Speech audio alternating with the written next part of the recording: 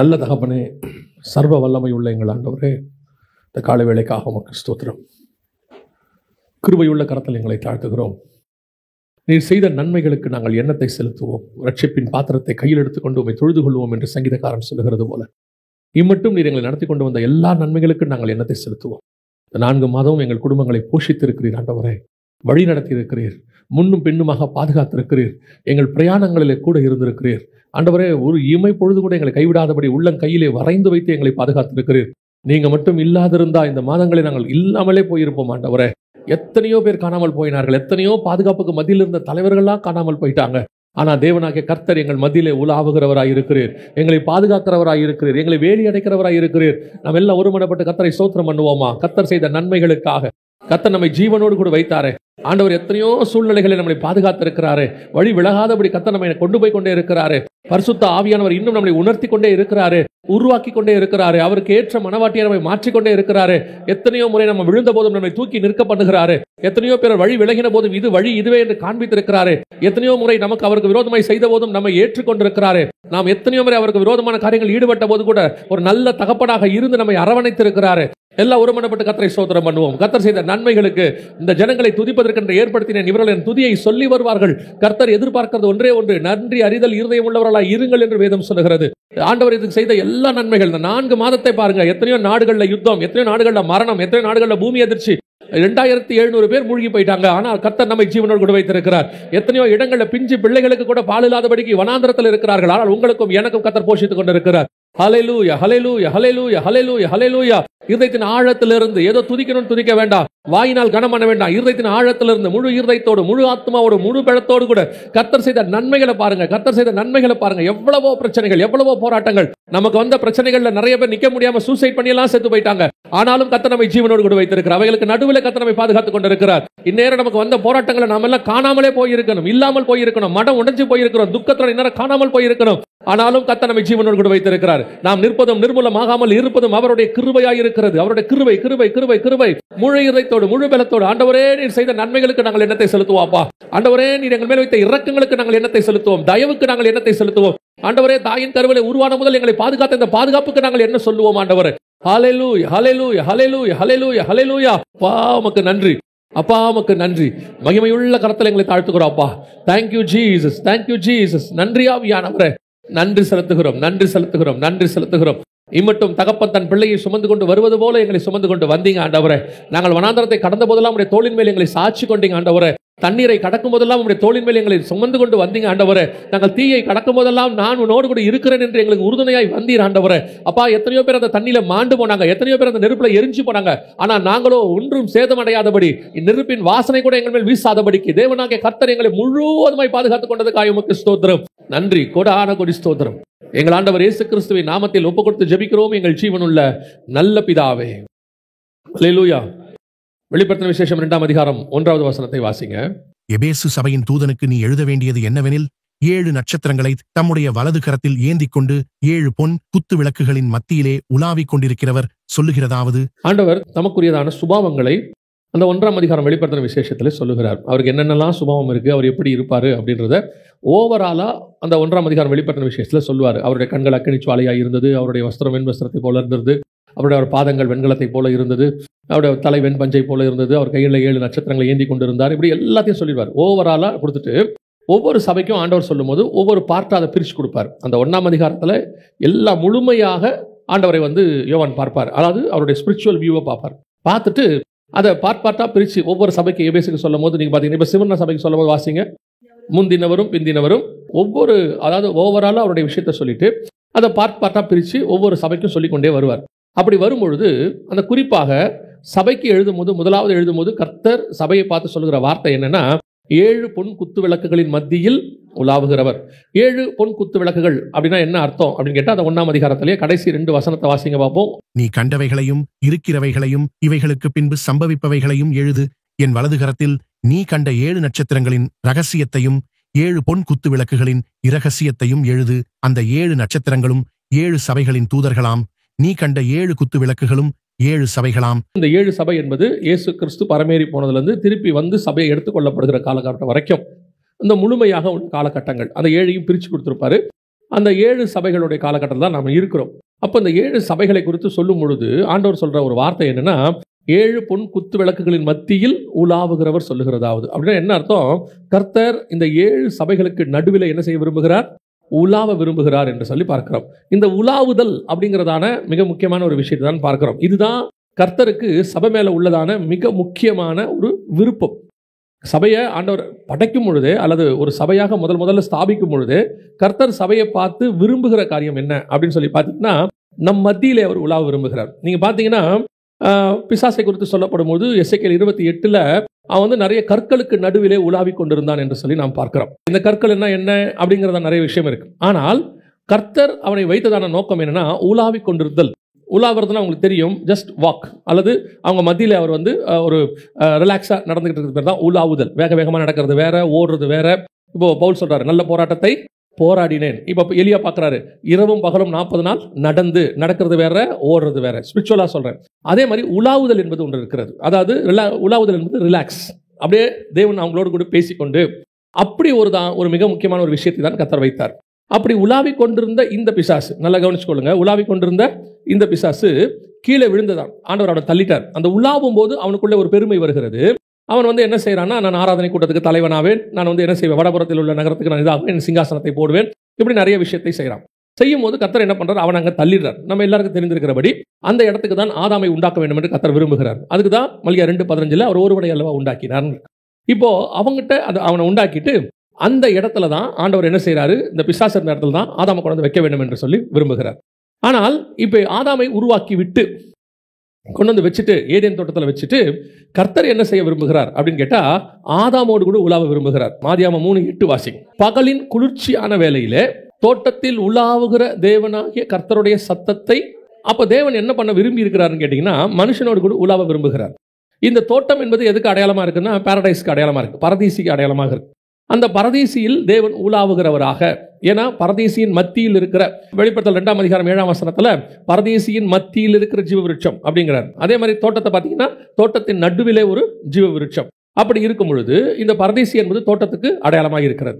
அப்போ தோட்டத்தில் உலாவுகிற தேவன் பகலில் குளிர்ச்சியான வேளையில். அந்த குளிர்ச்சியான வேலை என்பதற்கும் ஒரு அர்த்தம் இருக்கு.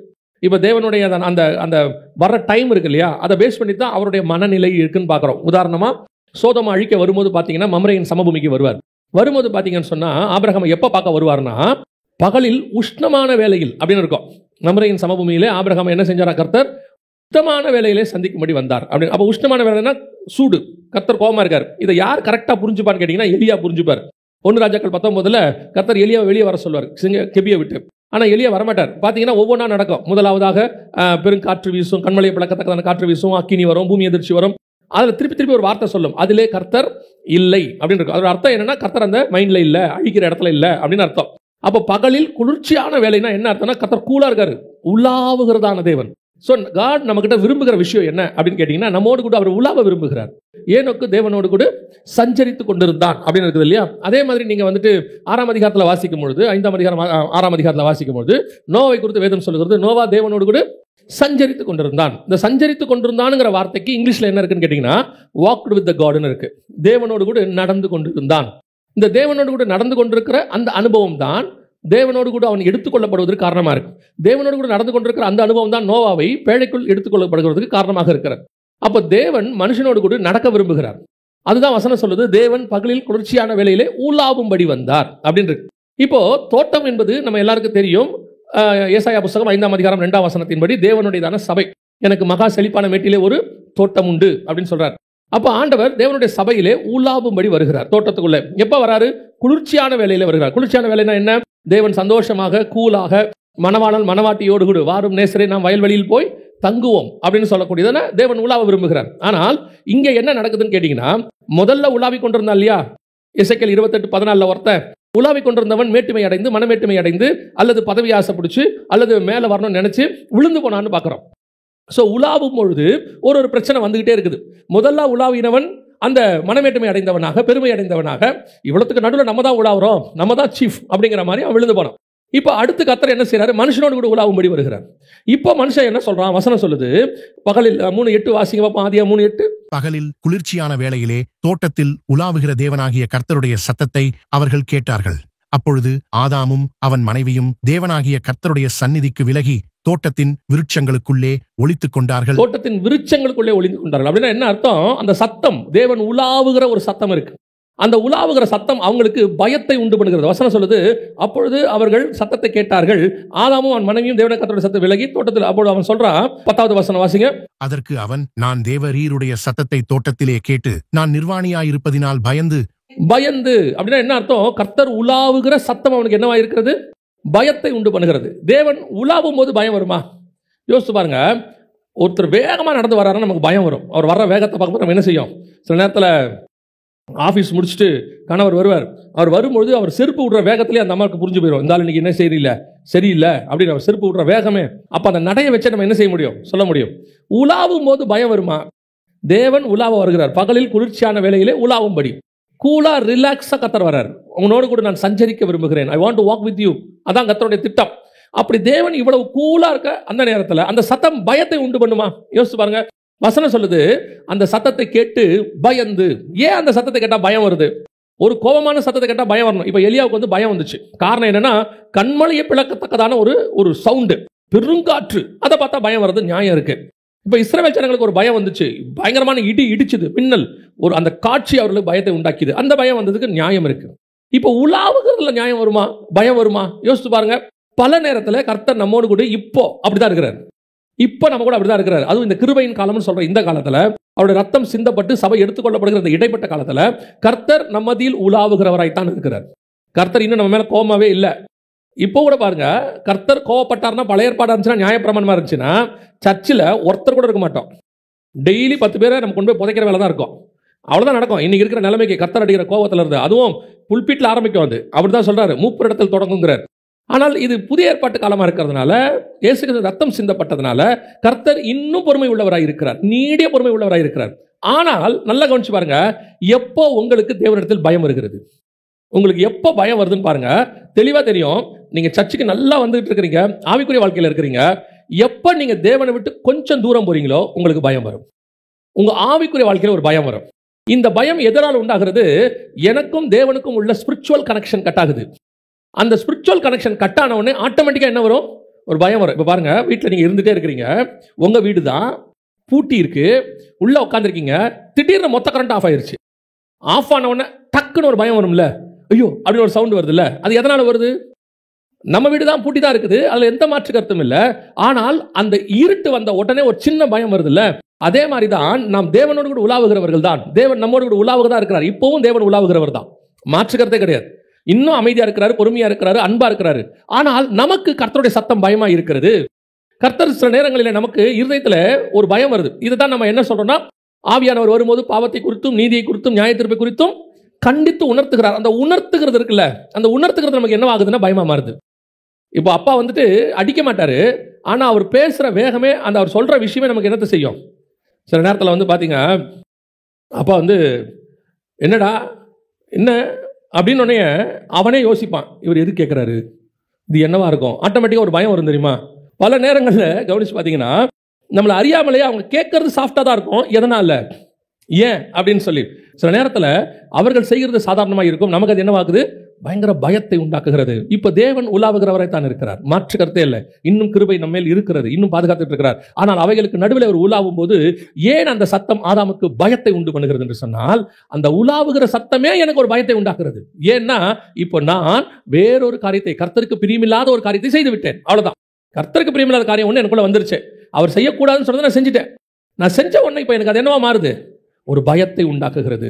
அப்போ உலாவுகிற தேவனை விட்டு முதலாவது தேவன் விலகவில்லை, மனுஷன் விலகினான். இப்போ நான் சொல்றேன், கர்த்தர் ஒரு நாளும் நம்மை விட்டு விலகுகிறது இல்லை. கர்த்தர் கடைசி வரைக்கும் உங்களை என்னையும் தூக்க வேண்டும் என்று தான் விரும்புகிறார். லாஸ்ட் மினிட் வரைக்கும் நம்ம ஆண்டவரை மாதிரி நம்மளை காப்பாற்றணும்னு நினைக்கிற ஆளு மனுஷன், தேவன் உலகத்தில் வேற யாரும் கிடையாது, அவர் ஒருத்தர் மட்டும்தான். தாய் தகப்பன் கூட ஒரு இடத்துல விட்டுருவாங்க, இதுக்கு மேல இது உருப்படாது, அவ்வளவுதான், வாய்ப்பு இல்லை. சில நேரத்தில் ஒரு பேப்பர்ல வந்த செய்தி, அப்பா வந்து என்ன பண்ணிட்டாரா, பையனை பிடிச்சி போலீஸ்ல கொடுத்துட்டாரா. ஏன்னு கேட்டா, அவன் திருத்த மாட்டாங்க, எவ்வளவோ சொல்லி பார்த்துட்டேன், அப்பாவே கை கழுவிட்டார், முடியாதுன்னு சொல்லி. ஆனா பரம தகப்பன் கை கழுவுறதே இல்லை. இப்ப யோசிச்சு பாருங்க, ஆதாம் பழம் சாப்பிட்டான்றது அவருக்கு நல்லா தெரிஞ்சு போச்சு. நல்லா தெரியும், அவருக்கு தெரியா இருக்குமா? சர்வ வல்லமை உள்ள தேவன் தெரியாம இருக்குமா? வந்து குளிர்ச்சியான வேளையில், ஆதாமே நீ எங்கே இருக்கிறாய்? இன்னும் அவர் அவனை தேடுறாரு, இன்னும் நம்மை தேடுகிறார். கர்த்தருக்கு பிரியமில்லாத எத்தனையோ காரியத்தை நாம் செய்கிறோம், கர்த்தருக்கு விருப்பம் இல்லாததை நாம் செய்கிறோம். சில காரியங்கள் நமக்குள் வருகிறது, அது சிந்தனையினாலேயோ செய்கையினாலேயோ அல்லது உபதேசத்தினாலேயோ ஏதோ ஒன்று. இப்போ நீங்கள் பார்த்தீங்கன்னா பழம் சாப்பிட்டாங்கிறது பார்க்கறதுக்கு இருக்கும். ஆனால் 2 கொரிந்தியர்ல சொல்லும்போது அவர் வந்து என்ன வார்த்தை சொல்றார், 11ஆம் அதிகாரத்தில் 2-3 வசனத்தில் சொல்லும்போது பவுல் சொல்றாரு, அது உபதேசம்னு சொல்றாரு. எப்படி ஏவாள் பழம் சாப்பிட்டாங்களோ அந்த மாதிரி நீங்களும் கிறிஸ்துவை பற்றின உண்மை நின்று உங்கள் இருதயமும் விலகி விடுமோ. அதாவது நம்ம என்ன ஏதோ ஒரு விதத்தில் உபதேசத்தினாலேயோ செய்கையினாலேயோ சிந்தனையினாலேயோ ஏதோ ஒன்றில் நம்ம என்ன செய்கிறோம், கர்த்தரை விட்டு விலகுகிறோம்.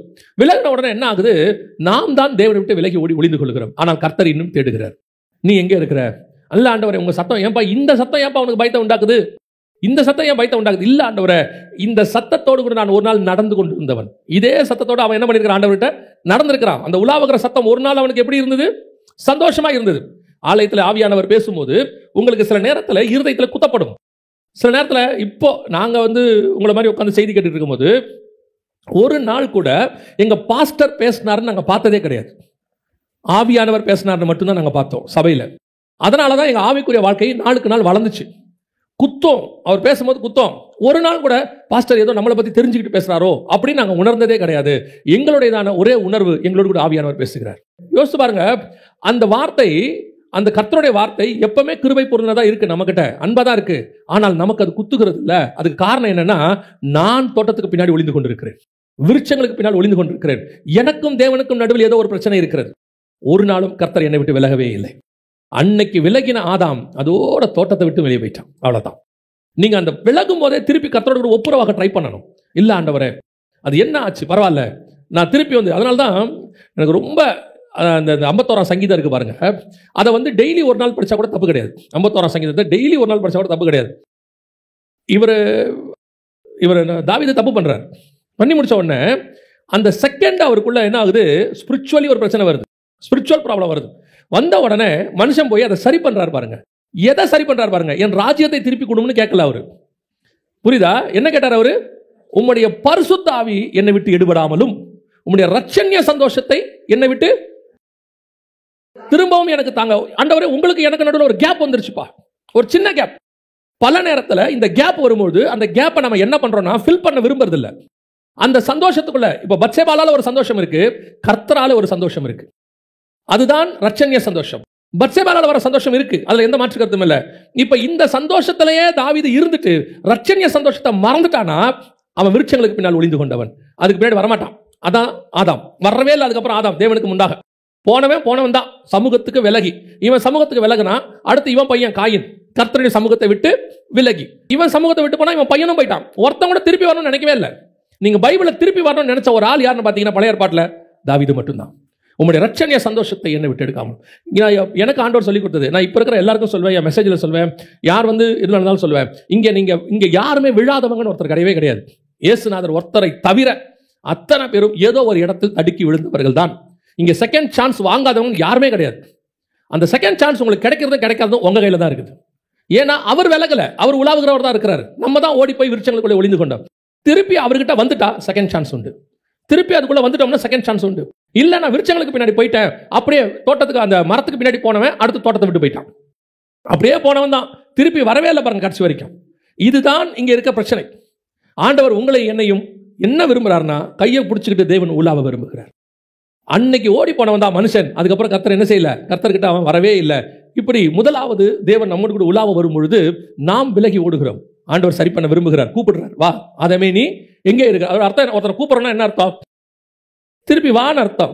இப்ப ஆதாமே நீ எங்க இருக்கிறன்னு அர்த்தம், வான்னு அர்த்தம். அதுக்கு பேர் எங்க இருக்க ஆண்டவர் கூப்பிடுறாரு. இப்ப பாருங்க, நீங்க ஒருத்தர் வீட்டுல கூப்பிடுறீங்க, உங்க பிள்ளைய ரூம்ல இருந்து ஆன்னு சவுண்ட் கொடுத்தா நீங்க என்ன சொல்லுவீங்க, என்ன அங்க இருந்துகிட்டே சவுண்ட் கொடுக்குற, என்ன அங்க இருந்தே சவுண்ட் கொடுத்துட்டு இருக்கிற, வந்து என்னன்னு கேளு அப்படிம்போம்ல. அந்த கூப்பிடுறதோட நோக்கம் என்ன, திருப்பி வான்னு சொல்ற அர்த்தம்.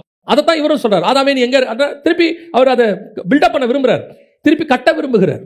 ஆனால் ஒளிந்தவன் ஒளிந்து கொண்டான். கர்த்தர் இப்ப நமக்கும் அதை தான் சொல்றாரு, உன்னோடு கூட நான் உலாவ விரும்புகிறேன். இங்கே நிறைய மிஸ்டேக்ஸ் இருக்குது, நிறைய பிரச்சனைகள் இருக்கு, நிறைய வீழ்ச்சி இருக்கு. கர்த்தருக்கு நமக்கு நடுவில் அப்பப்போது தடைகள் ஏற்பட்டுக்கிட்டே இருக்குது. ஆனா தாவீதை போல ஆதாம் போய் ஓடி ஒளிகிறவர்கள் அல்ல, தாவீதை போல ஆண்டவரே மீண்டும் என்னை புதுப்பியும், பரிசுத்தாவியை என்னை விட்டு எடுக்காமலும் உடைய ரட்சணிய சந்தோஷத்தை எனக்குள் தாங்க. இதுதான் நாம் மீண்டும் ஒப்புரவாகிற அனுபவம். இப்போ ஓடின மனுஷன் ஓடினவன் தான். அடுத்து வாசிங்க, லேவியராகமத்தின் புஸ்தகம் 26ஆம் அதிகாரம் 12வது வசனத்தை வாசி. நான் உங்கள் நடுவிலே உலாவி உங்கள் தேவனாய் இருப்பேன், நீங்கள் என் ஜனமாய் இருப்பீர்கள். திருப்பி ஆண்டவர் ஏறக்குறைய 2000 வருஷம் கழிச்சு, ஆதாம் வெளியே வந்ததுலேருந்து ஜலப்பிரளயம் 1650 வருஷம் கழிச்சு வருது. அதுக்கப்புறம் ஆபிரகாம், ஈசாக்கு, யாக்கோபு, மோசே, அங்கே ஒரு 400 வருஷம் முடிச்ச பிறகு இஸ்ரவேலர்களை பார்த்து ஏறக்குறைய ஒரு 2000 இயர்ஸ்னு வச்சுக்கோங்களேன். இந்த 2000 வருஷம் கழிச்சு கர்த்தர் அடுத்த ஆளுகிட்ட உலாவ விரும்புகிறார். இப்போ சொல்றார், நான் உங்கள் நடுவிலே உலாவி நான் உங்கள் தேவனாக இருப்பேன். இப்போ என்ன நடந்துச்சு அப்படின்னு கேட்டீங்கன்னா, வாசிங்க யாத்ராகமத்தின் புஸ்தகம் 25ஆம் அதிகாரம் 8வது வசனத்தை வாசிங்க. அவர்கள் நடுவிலே நான் வாசம் பண்ண எனக்கு ஒரு பரிசுத்த ஸ்தலத்தை உண்டாகும். இப்போ ஆண்டவர் சொல்றாரு, நான் உங்கள் நடுவிலே உலாவி உங்கள் தேவனாய் இருப்பேன், நான் உங்கள் நடுவிலே வாசம் பண்ண எனக்கு ஒரு பரிசுத்த ஸ்தலத்தை என்ன செய்யுங்க, ஆயத்தம் பண்ணுங்க. இப்போ திருப்பி கர்த்தர் வந்து உலாவ விரும்புகிறார். யாரோடு கூட? இஸ்ரவேல் ஜனங்களோடு கூட. இஸ்ரவேல்னா தேவ ஜனம்னு அர்த்தம். அப்போ தேவ ஜனங்களோடு கூட கர்த்தர் உலாவ விரும்புகிறார். ஆனால் நடக்கிறது என்ன? இப்போவும் அவங்களை வேறு பிரிச்சு எகிப்திலிருந்து கொண்டு வந்து எப்படி ஆதாம மண்ணினால செஞ்சு தோட்டத்துக்குள்ள ஏவாளை கொண்டு வந்து அதை ஃபார்ம் பண்ணி திருப்பி உருவாக்கி வச்சாரோ, அதே மாதிரி இஸ்ரவேல் ஜனங்களை விடுதலையாக்கி அழகா கொண்டு வந்து வனாந்தரத்துக்கு நடுவில் அவங்களை நடத்தி சூப்பரா அக்னிஸ்தமம் மேகஸ்தமம் எல்லாம் பண்ணிட்டு இப்ப சொல்றாரு, உங்கள் நடுவிலே உலாவி நான் வாசம் பண்ண விரும்புகிறேன். திருப்பி ஆண்டவர் தான் ஆசையை புதுப்பிக்கிறார் பாருங்க. இதுதான் சொல்றேன், தேவன் நம்ம மேல எவ்வளவு அன்புள்ளவராக இருக்கிறாரு பாருங்களேன். ஒரு இடத்துல கூட நம்ம என்ன ஆகும்னு கேட்டீங்கன்னா, அதுக்கப்புறம் சிலர்லாம் சொல்லுவாங்க, செத்தாலும் முகத்தில் என்ன செய்ய மாட்டேன், முழிக்க மாட்டேன் அப்படிம்பாங்க. நம்ம என்ன விரும்புறோம்னா, இனி உன்னை லைஃப்ல என்ன செய்ய விரும்பல, பார்க்க விரும்பல. உனக்கு எனக்கு நடுவில் சிலர்லாம் என்ன விரும்புறாங்க, இத்தோட இந்த கான்டாக்ட் கட் வேண்டாம், போதும், ஃபினிஷ் அப்படின்னு. தேவ சுபாவம் என்ன தெரியுமா, அந்த கான்டாக்டை கர்த்தர் கட் பண்ண விரும்பவே இல்லை, புதுப்பிக்க விரும்புகிறார். நமக்கும் தேவனுக்கும் உள்ள ஒரே டிஃபரன்ஸ், நாம வேணாங்கிறோம், கர்த்தர் வேணுங்கிறார். கடைசி வரைக்கும் கர்த்தர் புதுப்பிக்க விரும்புகிறார். இப்போ யோசிச்சு பாருங்களேன், உங்களே என்னையும் கர்த்தர் வேணான்னு சொல்லியிருந்தாருன்னா என்னைக்கோ தூக்கி போட்டு போயிட்டே இருக்கணும். நான் ரட்சிக்கப்பட்ட பிறகு சொல்றேன், ரட்சிக்கப்பட்ட பிறகு கர்த்தர் வேணான்னு டிசைட் பண்ணியிருந்தாருன்னா, நம்ம பாவம் செஞ்ச உடனே இங்க ஒருத்தர் கூட உட்காந்துருக்க மாட்டோம், எனக்கு தெரியும், நான் உட்பட. நம்ம எல்லாரையும் கர்த்தர் புதுப்பிக்க விரும்புகிறார். திருப்பி வந்து என்ன செய்யறாரு, உங்கள் நடுவிலே வாசம் பண்ண ஒரு பரிசுத்த ஸ்தலத்தை என்ன செய்வாயாக, உண்டாக்குவாயாக. சோ கர்த்தர் மீண்டுமாக இஸ்ரவேல் ஜனங்களை வாசம் பண்ண விரும்பினார். ஆனா இவங்க என்ன பண்ணாங்க, நம்ம எல்லாருக்கும் தெரியும். ஆனா நீங்க இந்த வசனத்தை வாசிங்க, யாத்ராகமம் 33:7. மோசே கூடாரத்தை பெயர்த்து அதை பாளையத்துக்கு புறம்பே தூரத்திலே போட்டு அதற்கு ஆசாரிப்பு கூடாரம் என்று பெயரிட்டான்.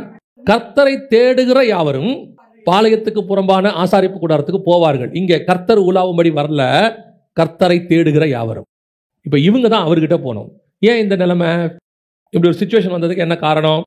இவர் தான் சொன்னார் 25ஆம் அதிகாரத்தில், உங்கள் நடுவிலே நான் என்ன செய்ய விரும்புகிறேன், வாசம் பண்ண விரும்புகிறேன். இப்போ என்ன ஆயிடுச்சு தெரியுமா, முதல்ல கர்த்தர் உலாவ வந்தாரு, மனுஷன் ஓடி என்ன பண்ணிட்டான், ஒளிஞ்சிட்டான், அதோட மனுஷன் காணாம போயிட்டான். இப்போ பிரச்சனை என்னன்னா, இப்போ கர்த்தர் உலாவ வந்தாரு, கர்த்தரை தூர்ந்தள்ளிட்டான், கர்த்தரை கொண்டு போய் புறமே போட்டான். இவன் ஓடி வழியில கர்த்தரை தூக்கி புற போட்டான். ஏன் மோசே புறமே போட்டார்னா, மோசேக்கு பயம் வருது. இவர் வந்து யாருன்னு கேட்டா, அக்னிமயமான கற்களுக்கு நடுவில் உலாவினவனே உண்டாக்கினவர். இவர் ஒருவரும் சேரக்கூடாத ஒளியில வாசம் பண்றவர். அப்பேற்பட்டதான வல்லமை உள்ள தேவன் நம்ம மத்தியில வாசம் பண்ண விரும்புகிறார். அப்படி இருக்கும் பொழுது இவங்க பண்ற சேட்டையை பார்க்கிறாரு. இது நடந்தது எங்க, 33ஆம் அதிகாரம் 7ஆம் வசனத்துல நடக்குது. ஆனா அதுக்கு முன்னாடி என்ன நடந்தது, 32ஆம் அதிகாரத்துல கண்ணுக்குட்டி செஞ்சுட்டாங்க பாளையத்துல. அங்க வந்து பண்டிகை கொண்டாடிட்டாங்க, கர்த்தருக்கு பண்டிகை. அங்கே நிர்வாணம் வந்து விட்டது. இங்கே தான் பிரச்சனையே. ஆதாம் அங்கே பழம் சாப்பிட்டோன்னா என்ன வந்தது, நிர்வாணம் வந்தது. இங்கே இவங்க கண்ணுக்குட்டிக்கு எல்லாம் செஞ்ச உடனே என்ன வந்துச்சு, நிர்வாணம் வந்தது. அங்க வசனம் சொல்ல 32ல, ஜனங்கள் தங்கள் பகைவருக்குள்ளே அவமானப்படத்தக்கதாக ஆரோன் அவர்களை இங்க ஆதாம் நிர்வாணமாகி ஒளிஞ்சுக்கிட்டான். இப்ப பிரச்சனை என்ன, இது ரெண்டாவது பிரச்சனை. தேவன் உலாவுகிறார், கூடாரம் இருக்கு, கர்த்தர் அங்கே வாசம் பண்ணுகிறார். இவங்க கிட்ட நிர்வாணம் வந்துருச்சு, ஆனால் ஆதாமுக்கு வந்த பயம் இவர்களுக்கு வரல. இது ரெண்டாவது ஸ்டேஜ். அங்கே நிர்வாணம் வந்த உடனே ஆதாம் என்ன பண்ணிட்டான், நிர்வாணியா இருப்பதினால் பயந்து ஓடி ஒளிஞ்சுக்கிட்டான். இங்க பாளையத்துக்குள்ள நிர்வாணம் வந்துடுச்சு, ஆனா உலாவுகிற தேவன் இன்னும் அங்கதான் இருக்கிறார், வாசம் பண்றார். ஆனா வசனம் சொல்லுது, அவர்களுக்கு அந்த நிர்வாணம் வந்ததுனாலே பயம் வரவில்லை. இப்போ சொல்றேன், நிர்வாணம் என்பது ஸ்பிரிச்சுவலா எடுத்துக்கணும். அங்கே நிர்வாணம் என்பது உபதேசம், இங்கே நிர்வாணம் என்பதும் உபதேசம். இங்க விக்கிரகாராதனை உள்ள வந்துருச்சு, இப்ப வேறொரு உபதேசம் உள்ள வந்துருச்சு. ஆனா இவனுக்கு என்ன இல்லை, இப்ப இதுதான் உங்க ஆவிக்குரிய வாழ்க்கையோட செகண்ட் ஸ்டேஜ்.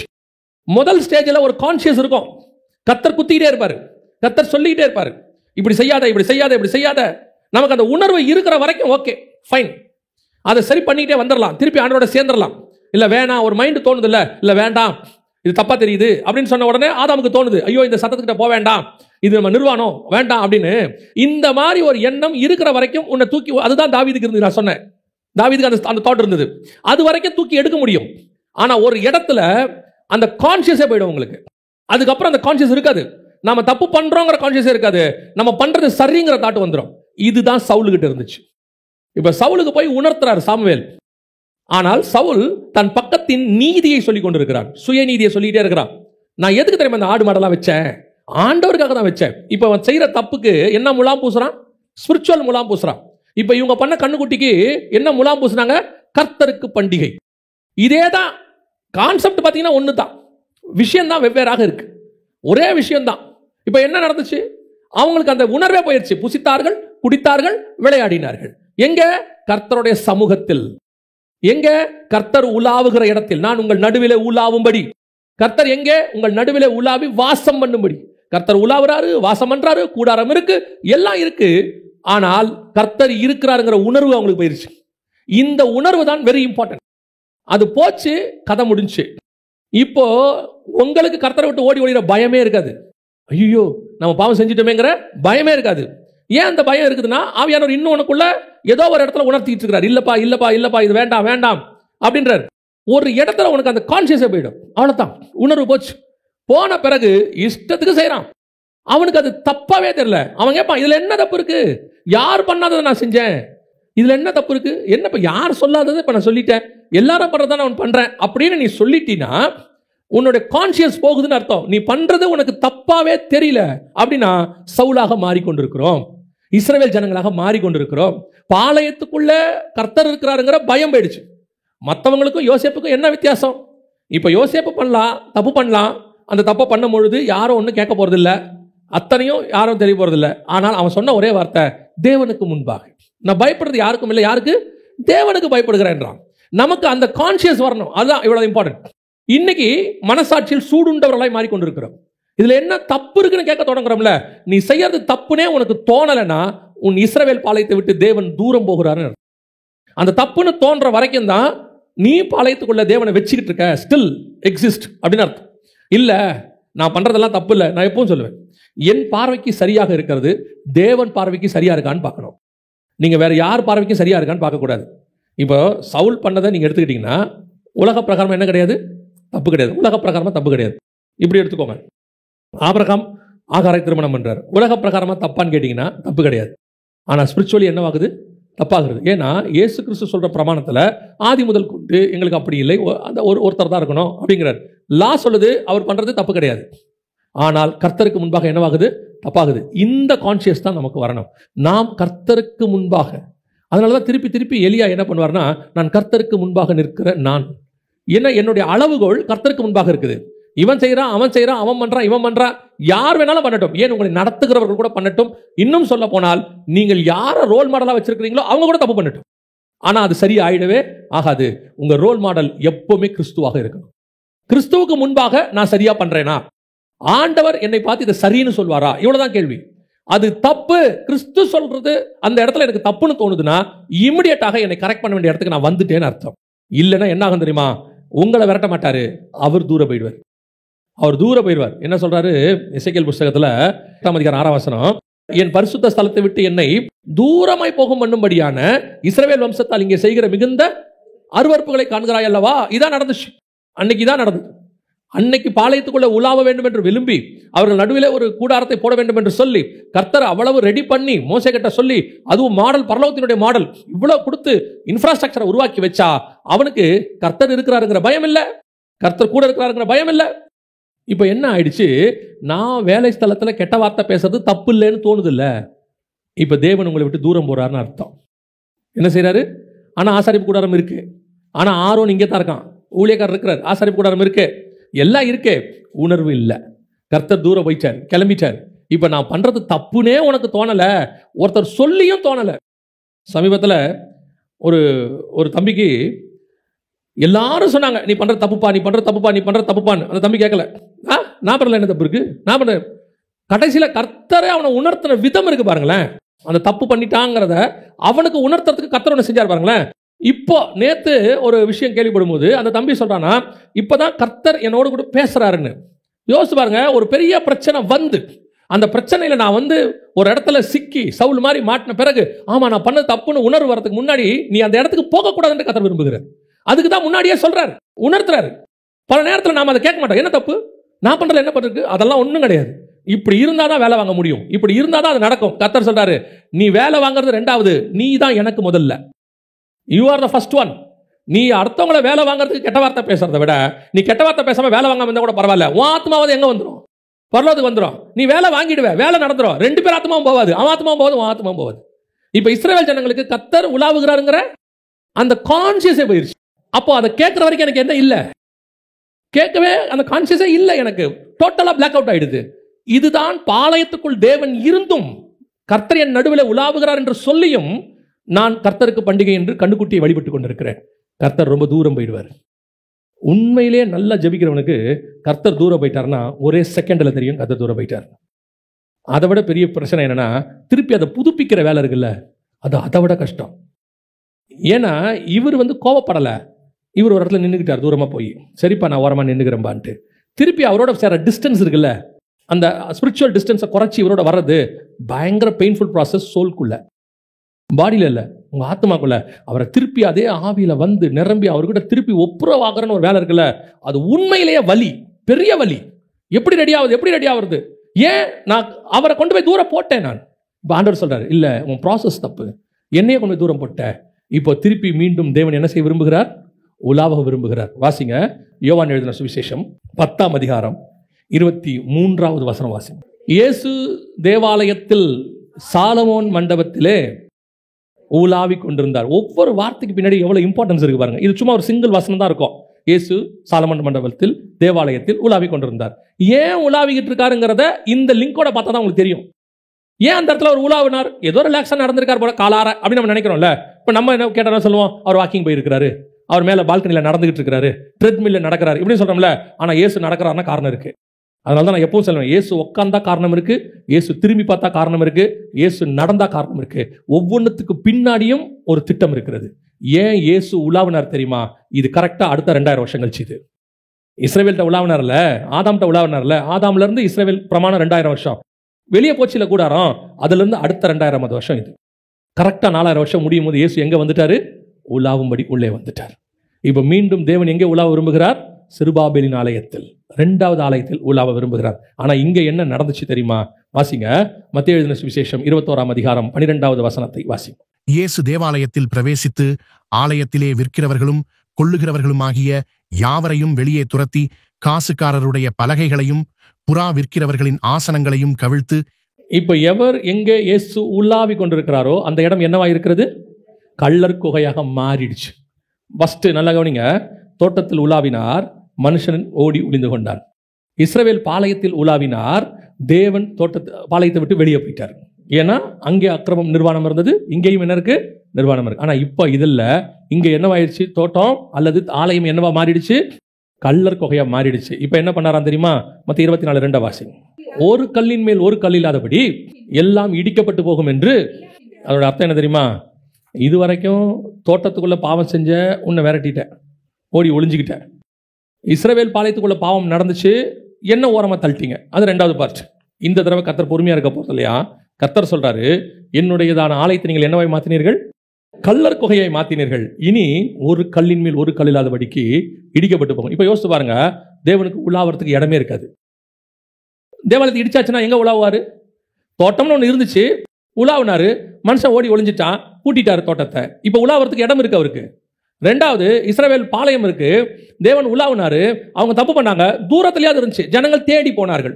இப்ப அவர் உலாவற இடத்துக்கு இவங்க போயிட்டாங்க. ஆனா இப்ப சொல்லிட்டாரு, 3வது தடவை கர்த்தர் சொல்றாரு, செருபாபேல் ஆலயம் இருக்கு இல்லையா, இது கர்த்தர் உலாவின ஆலயம் இருக்குல்ல, இது சாலமோன் தேவாலயம் இல்ல, இது என்ன ஆலயம்? செருபாபேல் கட்டின ஆலயம். 2வது தேவாலயம் இருக்குல்ல, செருபாபேல் கட்டினது 2வது ஆலயம். அது எதுக்கு சமானம் இருக்குன்னா, உங்களுக்கும் எனக்கும் சமானமா இருக்கிறது. இதை நீங்க ஆகாய் புஸ்தகத்தை வச்சு படிச்சு பார்த்தா தான் உங்களுக்கு தெரியும். 2ஆம் அதிகாரம் ஆகாய் புஸ்தகத்தை வச்சு நீங்க படிச்சு பாருங்க. 15வது வசனம் சொல்லும், ஒரு கல்லின் மேல் ஒரு கல் வைத்து கட்டப்பட்ட நாள் முதல் கொண்டு. அப்படிதானே இருக்குது? ஒரு கல்லின் மேல் ஒரு கல் வைத்து கட்ட. இது எந்த கல்லுன்னா நம்மளை வச்சு கட்டுறாரு, ஜீவக்கற்கள். சாலமோனுக்கு இப்படி சொல்ல மாட்டார். செருபாபேல் ஆலயம் புறஜாதியார் காலத்துல கட்டப்பட்டது. அதாவது அவங்க அடிமைத்தனத்துக்குள்ள இருக்கும்போது கர்த்தர் என்ன பண்றாரு? செருபாபேல் ஆவியை ஏவுறாரு. இது கட்டுறதுக்கு கோரேசை கொண்டு வராரு. புறஜாதியார் காலத்துல நடந்தது. சோ புறஜாதியார் காலத்தில் கட்டப்படுகிற ஆலயம்னு அர்த்தம். சோ செகண்ட் தேவாலயம் புறஜாதியார் ஆலயத்துக்கு அடையாளம். இதைத்தான் கொரிந்தியர் எழுதும்போது பவுல் சொல்றார். வாசிங்க, 2 கொரிந்தியர் 6ஆம் அதிகாரம் 16வது வசனம் வாசிங்க. தேவனுடைய ஆலயத்துக்கும் விக்கிரகங்களுக்கும் சம்பந்தமேது? நான் அவர்களுக்குள்ளே வாசம் பண்ணி அவர்களுக்குள்ளே உலாவி அவர்கள் தேவனாயிருப்பேன், அவர்கள் என் ஜனங்களாயிருப்பார்கள் என்று தேவன் சொன்னபடி நீங்கள் ஜீவனுள்ள தேவனுடைய ஆலயமாயிருக்கிறீர்களே. நீங்கள்னா யாரு? கொரிந்தியர், புறஜாதியார் நம்மை குறித்து சொல்கிறது. நீங்கள் தேவனுடைய ஆலயமாயிருக்கிறீர்கள் என்றும் தேவன் உங்களுக்குள்ளே வாசமாயிருப்பார் என்றும் அறியீர்களா? அப்படின்னா என்ன அர்த்தம்? இப்போ 2வது ஆலயம் செருபாபேல் ஆலயம், அதில் இயேசு உலாவிக் கொண்டிருந்தார். அந்த ஆலயம் உங்களுக்கு எனக்கும் சமானமா இருக்கு. இந்த ஆலயம் இனி கல்லர் குகையாய் இருந்தால் இனிமே நாமளும் ஓடி ஒழிய முடியாது, அவரும் தூரத்தில் போக மாட்டாரு, உலாவறதுக்கான இடத்தையே தூக்கிடுவார். செருபாபேல் 2:15 சொல்றாரு, ஒரு கல்லின் மேல் ஒரு கல் வைத்து கட்டப்பட்ட உடல். மத்திய 24:2 சொல்றாரு, ஒரு கல்லின் மேல் ஒரு கல் இல்லாதபடிக்கு இடிக்கப்பட்டு போகும். God giving more chances. நிறைய வாய்ப்புகளை கர்த்தர் கொடுக்கிறார். இந்த வாய்ப்புகளை பயன்படுத்திக் கொள்ளுகிற காலம் இது. இந்த காலம் முடிவடையும் போது, இந்த கிருபை முடிவடையும் போது, அதற்கு பிறகு நீங்கள் தேவன் உலாவதற்கு என்ன இருக்காது? ஆலயமே இருக்காது, இடமே இருக்காது. இப்போ அந்த இடம் முடிய போது. இது ஒரு எச்சரிப்பு நமக்கு. முதல்ல ஓடி ஒளிஞ்சோம், திருப்பி வர்றதுக்கு வாய்ப்பு இருக்குது. தாவீது மாதிரி திருப்பி வருவதுக்கு என்ன இருக்குது? வாய்ப்பு இருக்குது. 2வது, தேவன் போயிட்டார் தூர, இப்ப திருப்பி ஆலயத்துக்குள்ள வந்துட்டாரு. சோ அவர் வருவதற்கு என்ன இருக்குது? வாய்ப்பு இருக்குது. போன மனுஷன் வருவதற்கும் வாய்ப்பு இருக்குது, தூரம் போன தேவன் நடுவில் வாசம் பண்ணுவதற்கும் வாய்ப்பு இருக்குது. ஆனால் இது 3வது முறை கர்த்தர் ஒரு எச்சரிப்பு கொடுக்கிறார். என்ன எச்சரிப்பு கொடுக்கிறாரு? உங்கள் நடுவிலே நான் வாசம் பண்ணுகிறேன், நான் உங்கள் நடுவிலே தங்கி வாசம் பண்ண விரும்புகிறேன். ஆனால் இது கல்லர் குகையானால், என் வீடு கல்லர் குகையாக மாறுமானால், ஆலயம் இருக்கு, ஆசாரியன் இருக்கான், எல்லாம் இருக்கு, பிரமாணம் இருக்கு, எல்லாம் இருக்கு, ஆனால் சொல்லுகிறதை செய்கிறவர்கள் இல்லை. கர்த்தருக்கு விரோதமான காரியம். இது 3வது உலாவும்படி அவர் வந்தார். முதல்ல தோட்டம், 2வது இஸ்ரவேல், 3வது தேவாலயம். உலாவும்படி வந்தார். அந்த தேவன் தான் இப்போ 7 பொன் குத்துவிளக்குகள் மத்தியிலே உலாவுகிறார். நீங்களும் நானும் அந்த ஆலயமாய் இருக்கிறோம். உலாவி கொண்டு சொல்லுகிறார், உனக்கு கொடுக்குற சான்ஸ் முடிஞ்சிச்சுன்னா அதுக்கப்புறம் நான் உலாவறதுக்கு ஆலயமே இருக்காது. அப்படின்னு என்ன அர்த்தம்னா, நீங்கள் நான் இருக்கவே மாட்டோம்னு அர்த்தம். அதுக்கப்புறம் அவளை ரிமூவ் பண்ணிடுவார். காட் ரிமூவ் பண்ணிடுவார். நம்ம ஆண்டவரை பற்றி உங்களுக்கு ஒரு விஷயம் தெரியணும், நான் சொல்லிட்டு முடிக்கிறேன். நம்ம ஆண்டவர் இரக்கத்தின் தேவன், கிருபையின் தேவன், மாற்றுக்கருத்தே இல்லை. இன்னொரு பக்கம் நீதியுள்ள நியாயாதிபதியாகவும் இருக்கிறார். அவரை மாதிரி சாந்த குணம் உள்ளவர்கள் நீங்கள் பூமியில் என்ன செய்ய முடியாது? பார்க்க முடியாது. அவரை மாதிரி கோபம் அடைகிறவரையும் உங்களால் பார்க்க முடியாது. குமாரனுடைய கோபம் ரொம்ப பெருசு. ஆண்டவர் அமைதியாகவும் இருப்பார், ஆர்ப்பரிக்கவும் செய்வார். கர்த்தர் கைகளினாலே ஆசீர்வதிக்கவும் செய்வார், கையில் சவுக்கு எடுத்து அடிக்கவும் செய்வார். இப்போ கர்த்தர் நமக்கு ஒரு சான்ஸ் கொடுக்குறார். இப்போ உங்கள்கிட்ட நான் உலாவ விரும்புகிறேன், இன்னும் அந்த சான்ஸ் போகலை, அதான் ரொம்ப முக்கியம். இன்னும் அந்த சான்ஸ் போகலை, நான் உன் கூட வாச விரும்புகிறேன். ஆனால் அது ஒரு லிமிட் வரைக்கும் தான். ஒரு காலகட்டத்துக்கு பிறகு கர்த்தர் உன்னை விட்டு போயிட்டார்னா, உனக்குள்ள விட்டு போயிட்டார்னா, அதற்கு பிறகு ஒரு கல்லின் மேல் ஒரு கல் இல்லாதபடிக்கு இடிக்கப்பட்டு போகும். அந்த சான்ஸ் முடிவடைகிறதுக்குள்ள நம்மளை சரி பண்ணிக்கணும். இப்போவும் சொல்றேன், கர்த்தர் நம்மோடு கூட உலாவிக் கொண்டு தான் இருக்கிறார். ஆவியானவர் இன்னும் பேசிக்கிட்டு தான் இருக்கார், ஆவியானவர் இன்னும் உணர்த்திக்கிட்டு தான் இருக்கிறார். ஆனா ஒரு காலகட்டம் வரைக்கும் தான் அது போய்கிட்டே இருக்கும். ஒரு இடத்துல பவுலே சொல்லுவார் பாருங்க, அவனை நரகத்துக்கு தப்பிக்கும்படி நான் யார்கிட்ட பிடிச்சி கொடுக்குறேன்? சாத்தான்கிட்ட பிடிச்சி கொடுக்குறேன். ஏன்? நரகத்துக்கு போறதுக்கு முக்கியமா, சாத்தாங்கிட்ட அடி வாங்குறது முக்கியமானா? உங்களை பொறுத்த வரைக்கும் நரகம் பெரிய விஷயமே தெரியாது. ஏன்னா இப்போ பூமியில் இருக்கிற வரைக்கும் சாத்தாங்கிட்ட அடி வாங்குறது நமக்கு பெருசாக தெரியும். சாத்தான்ட்ட அடி வாங்குறது பல வகை இருக்குது.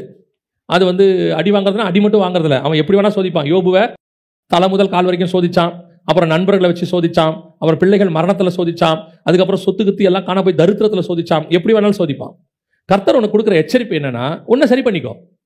உன் மத்தியில் நான் உலாவ விரும்புகிறேன், ஆனால் சரி பண்ணாத பட்சத்தில் உன்னை பிடிச்சி யார் கையிலையாவது கர்த்தர் கொடுப்பார். சரி பண்றதுக்காக. ஏன்னா நீ சரி பண்ணலன்னா நரகத்துக்கு போயிடுவேன். அப்ப நரகத்துக்கு போகாம உன்னை பாதுகாக்கிறதுக்கு என்ன செய்ய வேண்டியிருக்குது? யாருக்கிட்டையாவது பிடிச்சி கொடுக்க வேண்டியிருக்கு. அந்த பிடிச்சி இப்போ நான் சொல்வேன், நம்ம ஆண்டவருடைய சுபாவம் என்னன்னா, உங்களை என்னையும் கஷ்டப்படுத்தி பார்க்கணும்னு ஒரு நாளும் விரும்புகிறது இல்லை. யோசிச்சு பாருங்க, தாவீது கரெக்டான உடனே வசனம் சொல்லுது, அவனை சுற்றிலும் எல்லாவற்றையும் அமைதலாக்கி இருந்தார். எல்லாம் பீஸ்ஃபுல். சாலமோன் தேவனுக்கு தூரம் போன உடனே கர்த்தர் எதிரிகளை எழுப்பினார். 4 பக்கமும் எழுப்புறார். ஒரு பக்கம் எகிப்துல இருந்து ஒன்று, இந்த பக்கம் அந்த பக்கம். சாலமோனுக்கு பேரே சமாதானத்தின் ராஜா.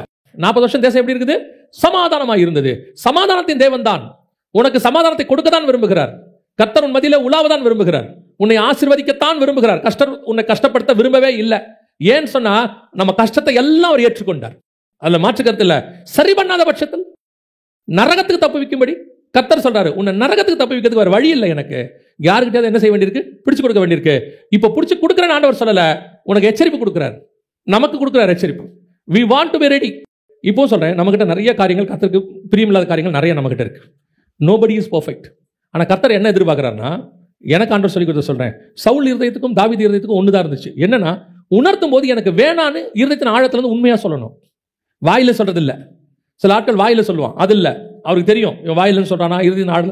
உன் இருதயத்திலிருந்தே அது வேணான்னு தோணணும். இல்ல ஆண்டவரே இது எனக்கு வேணாம், நீங்க உலாவுங்க. ஏன்னா கிறிஸ்துவுக்கும் பேலியாளுக்கும் இசைவேது. அப்பனா கிறிஸ்துவ உங்ககிட்ட உலாவுறாருன்னா பேலியாளின் சுபாவம் உனக்குள்ள. பேலியாள்னா பிசாசு, பேலியாளின் மக்கள்னா பிசாசின் மக்கள்னு பைபிள் சொல்லுது. அப்போ ஒன்று அது இல்லை இது. ரெண்டு நினைவுகளால் குந்தி குந்தி நடக்க ஒரு நாளும் கர்த்தர் விரும்பவில்லை. இது அல்ல அது. யூ கேன் டிசைட், அவ்வளோதான். கர்த்தர் தான் உனக்கு கொடுக்குறாரு. இப்போ உன்னுடைய கர்த்தர் உலாவுகிறது உன் பாளையத்துக்குள் உலாவணும்னா அவர் உலாவுகிறதுக்கு ஏற்ற ஆலயமாய் நீங்கள் நான் இருக்கணும், அவ்வளோதான். அப்போ கர்த்தர் ஒரு காரியத்தை உணர்த்துறாரு, இல்லை இது வேணாம் அப்படின்னு உணர்த்தும் போது இமிடியட்டாக நாம் கர்த்தர் உலாவுறதுக்கு இடம் கொடுக்கணும். ஒன்று குறைஞ்சபட்சம் ஆதாம் போலையாவது இருக்கணும். ஆண்டவரே எனக்கு பயமா இருக்குது அப்படின்னா கர்த்தர் என்ன பண்ணுவார், திருப்பி சேர்க்கறதுக்கு ஒரு வழி சொல்லுவார். அதுதான் தாவீது மாதிரி திருப்பி சேர்க்கறது வழி சொல்லுவார். ஆனால் ரெண்டாவது இருக்கிறதுலே மோசமானது சவுல் மாதிரி. என்ன தப்பு, நான் பண்றதுல என்ன தப்பு, நான் மாட வச்சுக்கிட்டேன். அவன் கேட்குறான் சாமுவேல், தப்பா சரியாங்கிறது இங்கே முக்கியமே இல்லை, கீழ்ப்படுதல் இருக்கா இல்லையாங்கிறது தான் முக்கியம். கர்த்தர் ஒரு காரியத்தை சொல்லும் போது உன் பார்வைக்கு சரி தப்பு என்பது வேறு, கர்த்தர் பார்வைக்கு சரி தப்பு என்பது வேறு. இல்லை நான் இஸ்ரவேல் ஜனங்க மாதிரி தேவனையும் வச்சுப்பேன், நான் இங்கே கண்ணுக்குட்டியும் வச்சுப்பேனா, வசனம் சொல்லுது கிறிஸ்துவுக்கும் பேலியாளுக்கும் சம்மந்தம் வேறு. கண்ணுக்குட்டி இருக்கிற இடத்துல கர்த்தர் இருக்க மாட்டார், தூரம் போயிடுவார். ஒன்று கண்ணுக்குட்டி தூக்கு, இல்லையா கண்ணுக்குட்டி நான் வச்சுப்பேன். சில ஆட்கள் இருக்கான், டிவியும் இருக்கும் சினிமாவும் இருக்கும், நான் இருப்பேன், ஆண்டவர் இருக்கணும். டிவி பார்க்கும்போது சினிமா பாட்டும் பார்த்துப்பேன், குடும்ப ஜெபத்தில் தேவனுடைய பாட்டையும் பாடிப்பேன். திஸ் ஆர் திஸ், அது ஒத்துக்க முடியாது. ஒன்று அதில் போனால் அதில், அதனால தான் ஆண்டவர் சொல்றார், ஒன்று அனலாயிரு இல்லை குளிராயிரு. ரெண்டில் ஏதாவது ஒன்று இருந்தால் தான் உன்னை காப்பாற்ற முடியும். நல்லா சூடாக இருந்துச்சுன்னா உடம்பு ஜொரம் அடிக்குதுன்னு கூப்பிட்டு போகலாம். நல்லா குளிர்ச்சுன்னா ஐயோ ஏதோ வந்துருச்சுன்னு போட்டு கம்பளியை போட்டு மூடலாம். சில ஆட்கள் சொல்லுவாங்க உள்ளுக்குள்ளே ஒரு மாறு இருப்பா, தொட்டு பார்த்தா நமக்கு ஒன்றுமே தெரியாது. நமக்கு தெரியாது, நம்ம அவங்க ஏதோ பொய் சொல்கிறாங்கன்னு நினைப்போம், உள்ளுக்குள்ளே இருக்குது. அப்போ வெளியே அந்த சிம்டம்னு ஒன்று தெரியணும்ல, அதைத்தான் கர்த்தர் உங்கள்கிட்ட எதிர்பார்க்கிறார். இன்னைக்கு கர்த்தர் உன்னை தூக்கி எடுக்க விரும்புகிறார். அதை விட முக்கியம், கர்த்தர் நம்ம மத்தியிலே உலாவ விரும்புகிறார். கர்த்தர் இன்னும் ஒரு சான்ஸ் நமக்கு கொடுக்கிறார். எனக்கு கொடுக்கிறார், நான் சொல்கிறேன் நமக்கு கொடுக்கிறார். கர்த்தர் இன்னும் ஒரு சான்ஸ் கொடுக்கிறார். நம்ம மத்தியிலே கர்த்தர் மீண்டுமாக உலாவ விரும்புகிறார். அல்லேலூயா.